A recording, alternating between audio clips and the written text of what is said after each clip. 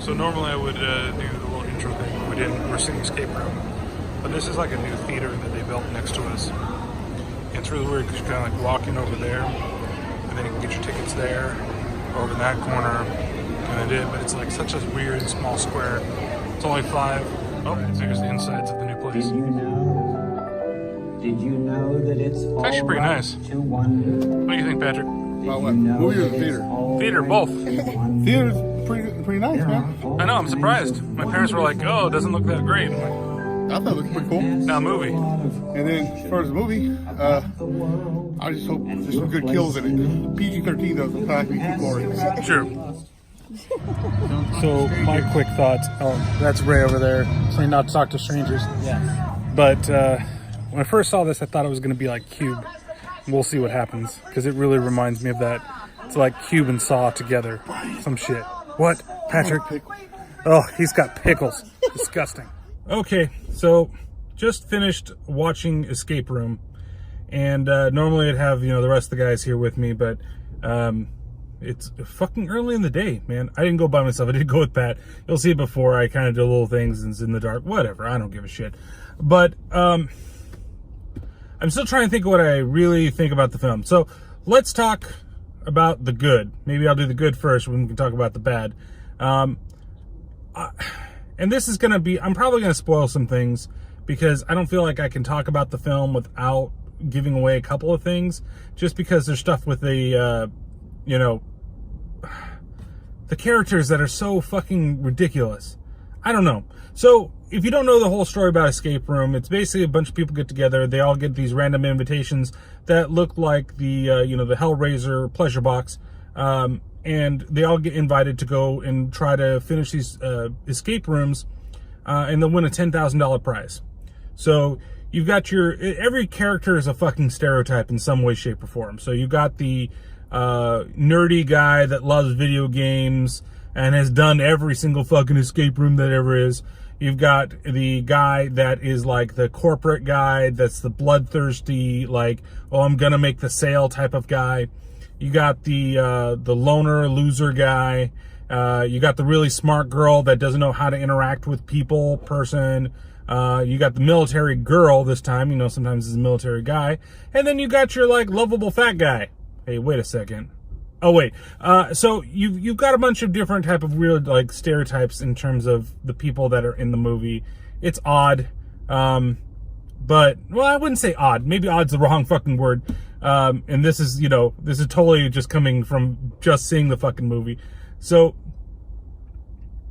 the things that I liked about the movie were the rooms. The rooms are very, very creative. I think that they were done well, that it was really tense in getting in certain areas and certain sections, when the traps are basically going to, expire. I guess that's maybe the best word that I should say for it. Now, I was listening to some stuff and somebody was like, oh, it's like Saw meets, whatever. No, it's not. This movie doesn't suffer from being PG-13, by the way. That's actually a good thing, too. There could be a little more of the old ultra-violence, but it doesn't really need it, which actually works out in its favor. I mean, the rooms and the traps are designed in a way so it doesn't need to have that type of violence and stuff. It's also a movie that, like, begins at the end. It's one of those kind of, like, stereotype type of things, which is not terrible, but it's not exactly what I was expecting, I guess, when I was going to see the film. The traps are really good, and some of the ways they solve them, it's interesting. It kept me engaged with it. This really does feel to me, I said, I wonder if it's going to feel like Cube. It really does feel like Cube. Like, in the way that we have all these characters, they're all related to each other in some way, shape, or form. In case of this, it's all with how they survived, right? And that's why they're all being brought together, because it's all about survival and survival of the fittest. They all managed to survive. Is it luck that actually got them through? And so they're here in these real fucking escape rooms trying to actually escape. Now, some of the actors are okay. I think one of them is from the Punisher series. I'm not sure. The girl that's like the army girl that's all like kind of buffed out and got her scars and everything like that. And then you've got some, you know, I don't really know everybody. They're all pretty much, you know, unknown for the most part. I did not care much for the main lead. Well, there's two leads, I guess you could say, for the film.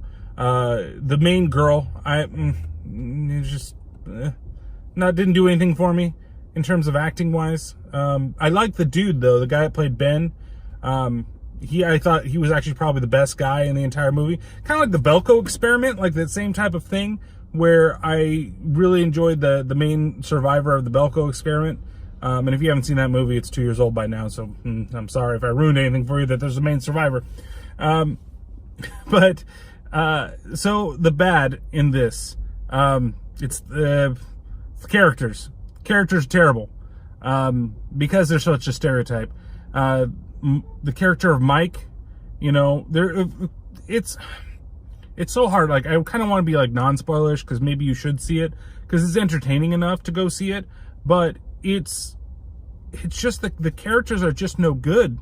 Like, I can't really root for anybody. You know, the two people I'm supposed to be rooting for, I can kind of root for Ben. Maybe I can kind of root for him. But, like, Danny, fuck her. I can't stand that bitch. And Amanda, who died, you know, I don't know. Like, I really didn't care. Like, I kind of cared about her a little bit in the beginning. But at least the first character to fucking die is the most annoying fucking character in the movie, who happens to be the video game player guy who looks almost exactly like my cousin Anthony. It is actually quite funny. It really is an Indian version of my cousin, back when he was young. Not nowadays. He looks a little different nowadays because he's probably trying to get some type of style, and I'm too fucking old to realize what he's doing. But it's one of those things where, like, he was so fucking annoying and then he dies and I don't really give a shit, you know. The deaths in the movie, they're not that great. I mean, like I said, this is PG-13, so it all kind of works together within itself for what it is. You know, it works within those limits. There's nothing really gruesome, but they don't need to be. That's the difference between this and, say, something like Cube.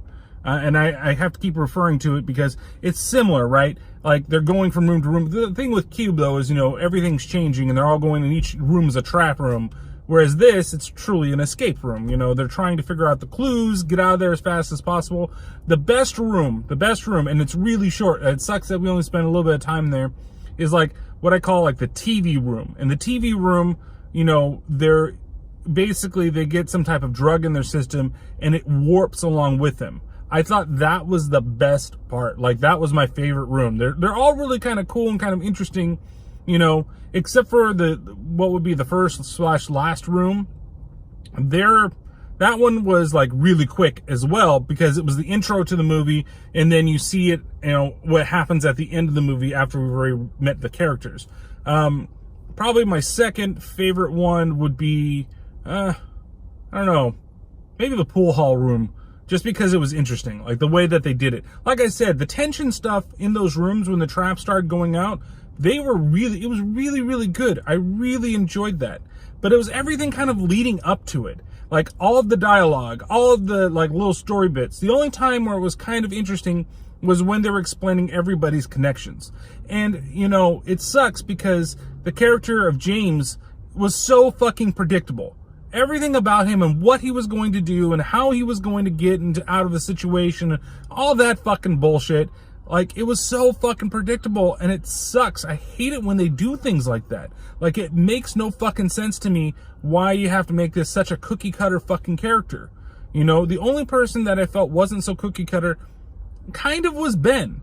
You know, Mike, what was your point? You know, I don't know. And then, you know, Danny is the nerdy guy. I forget. See, the main girl is so fucking forgettable that Danny, who is the nerdy video game lover, done every fucking escape room, like, worst character. But he actually served more of a purpose than everybody else. And then the ending. The ending of this film almost completely ruins it for me. Because it's another situation where they think that maybe they're going to be able to do a sequel and that this is going to spawn some type of franchise. Maybe it's going to be a VOD franchise. Who knows? I don't know. You don't know. Fuck me, right, if it actually happens. But honestly, it's like there's a point in the movie where it needs to stop. Like, it is literally at this, you can even pinpoint it if you watch it. You'll see it. Stop. Right there. Just stop it. You know, this is fucking like AI levels of bullshit that's going on here. Where, you know, again, spoiling an old fucking movie, he's in the fucking ocean, he finds, you know, Pinocchio's godmother, fairy godmother, and he keeps wishing to be a real boy. If it ended right there, be bleak, be nice, it'd be excellent. Not everybody would like it, but it's a good ending point. But instead we go in, it's fucking aliens, right? And so here we get to the point where, you know, it should end. Like, there's 2 points that it should end. One point, okay, I get it. There's a little more to it because you need to see how everything plays out. Okay, fine, got it.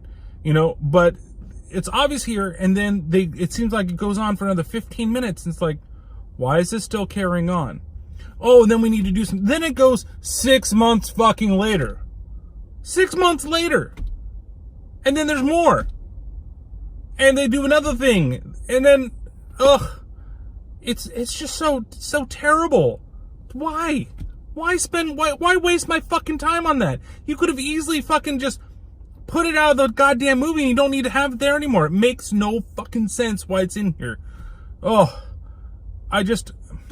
those are like really the worst things about it. And it honestly is like when they're going through the rooms and they're having that conversation with each other. It even started off kind of like, I was like, well, it starts off, you know, in the actual fucking escape room, and that's okay.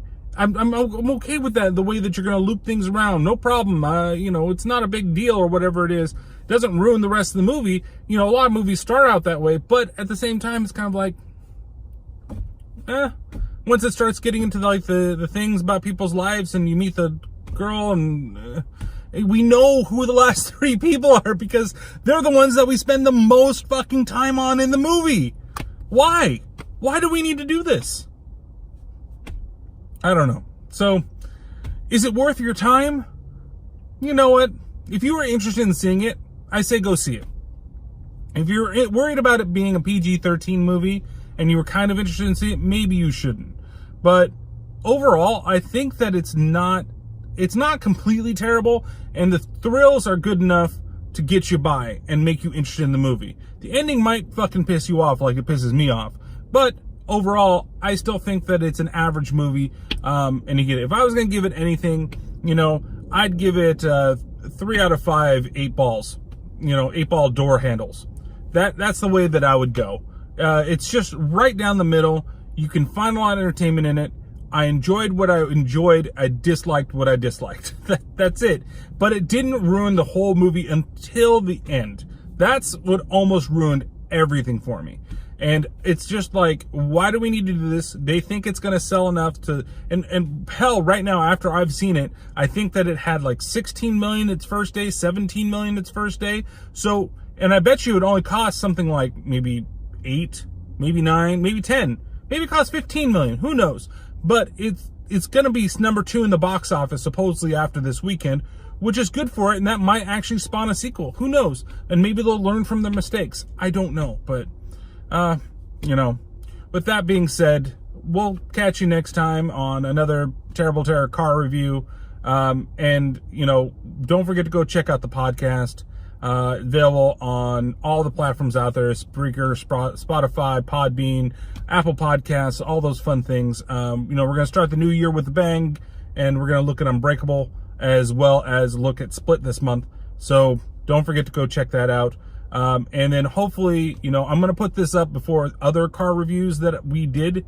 You know, I have one for Aquaman that needs to go up, and then there's not really a car review of sorts, but there's going to be something for like Bird Box or something else coming up. So don't forget to do all that fun. Like and subscribe if you like these stupid little videos. And I hope you guys, you know, if you did go out and see it, let me know what you thought in the comments, like down there somewhere. All right, well, catch you next time. See you later.